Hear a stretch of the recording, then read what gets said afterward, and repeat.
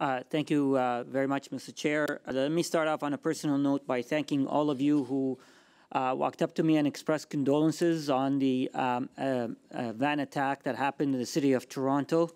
I'm a member of Parliament for the city of Mississauga, which neighbors the city of Toronto, and I know many Canadians are heartened by the outpouring of support and sympathies expressed in this room and around the world. So thank you for that.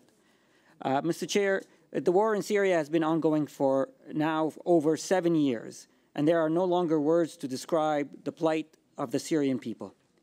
Canadians have been following with deep concern the horrific events in Syria. New waves of indiscriminate violence have destroyed the lives of civilians in places such as Ghouta, Afrin, amongst other places. Like most, Canada was outraged to learn of the barbarous and illegal use of chemical weapons against civilians in Syria earlier this month.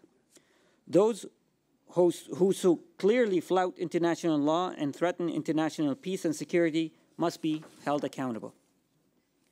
Canada supports the search for a genuine, durable, and humane solution to this conflict. We commend the regional neighbors of Syria and European countries and their host communities whose generosity has been impressive. Canada was proud to welcome close to 50,000 Syrian refugees. We know that they've already started making incredible contributions to Canadian society. As a Canadian of Syrian origin myself, I stand as an example of the limitless world of opportunities ahead of them. In 2016, Canada announced a 3-year, $2 billion strategy for the Middle East. It aims to enhance regional security and stabilization, to provide vital humanitarian assistance to those in need, to help host communities build resilience in the face of conflict, and to increase Canada's diplomatic engagement in Iraq, Syria, Jordan, and Lebanon. We also know the importance of engaging women in all peace-building processes, as sustainable peace is only possible when women are fully involved in the resolution of conflict as well as in other peace and security efforts. Women's movements are the backbone of our society, and a political solution depends on their involvement.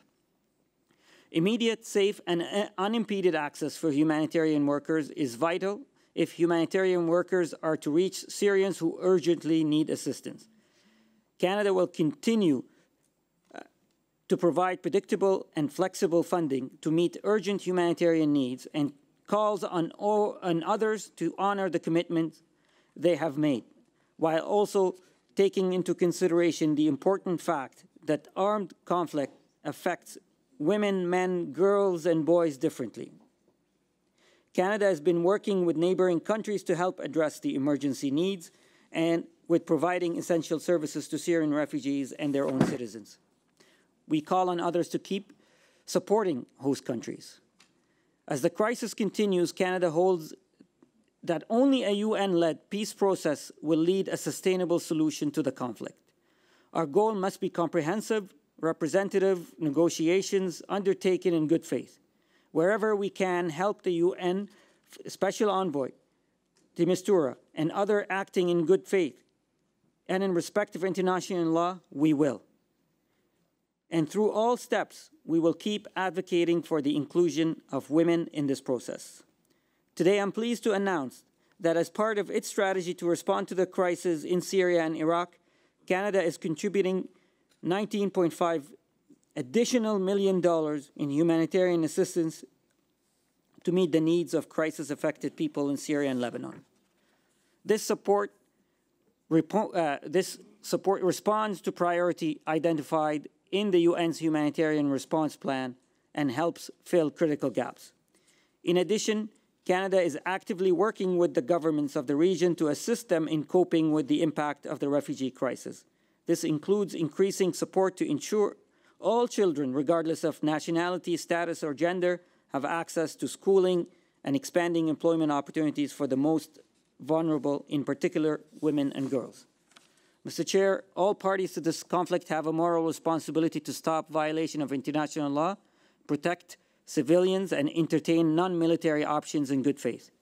Of course, the dedicated Syrians and members of civil society organizations, some of whom are attending this conference, will ultimately drive forward solutions. Their courage and activism inspire us. I thank our hosts for making these exchanges with them possible. The suffering of the Syrian people must stop. This cannot be accepted as normal. Russia and Iran, allies of the Syrian regime, also bear moral responsibility for the ongoing conflict in Syria. We call on them to support the end of the military operations against civilians and commit to a peaceful and inclusive political solution.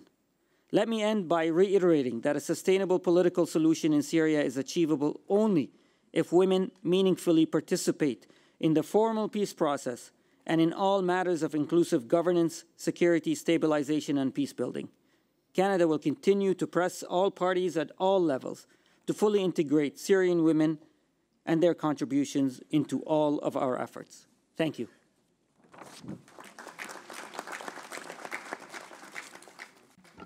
Thank you very much indeed. Next, please, Paula Fitzgerald.